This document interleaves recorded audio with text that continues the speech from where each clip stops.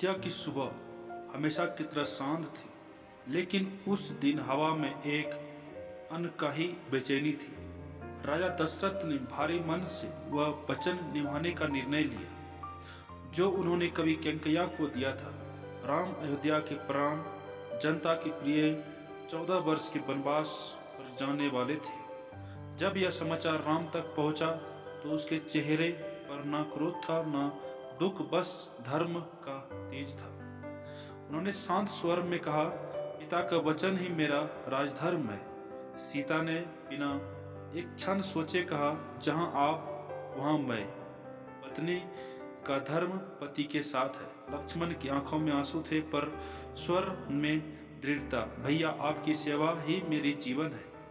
One का मार्ग कठिन था, कांटे, धूप, भूख सब कुछ था, पर राम के साथ चलती मर्यादा हर कष्ट को छोटा कर देती है।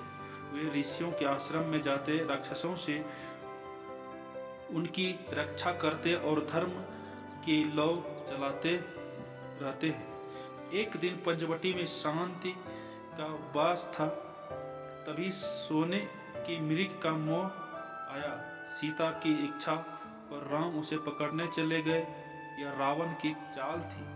रावण लंका का शक्तिशाली राजा, विद्वान होते हुए भी अहंकार में डूबा हुआ है। रावण ने साधु का भेष धरकर सीता का हरण कर लिया। आकाश रो पड़ा, धरती कांप उठी। जब राम लौटे और कुटिया सुनी पाई तो उनका हृदय पहली बार टूटता दिखा। वे रोया नहीं, पर उनकी आंखों की नमी वन को गीला कर गई। वहीं पर राम ने युद्ध की ओर कदम बढ़ाया। हनुमान से भेंट हुआ, भक्त का एक सा स्वरूप जो असंभव को संभव बना देता है।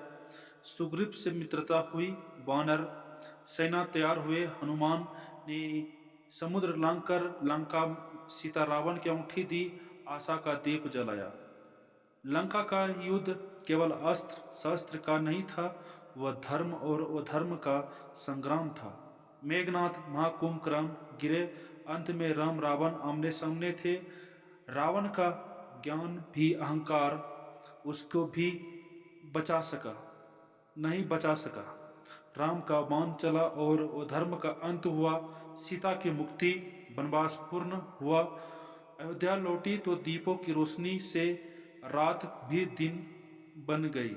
राम राज बने, पर सिंहासन से बड़ा उनका चरित्र था। रामायण हमें सिखाती है, शक्ति से नहीं संयम से जीत होती है। राज्य से नहीं धर्म से महानता आती है। धन्यवाद। मेरा चैनल को सब्सक्राइब लाइक करें दोस्तों।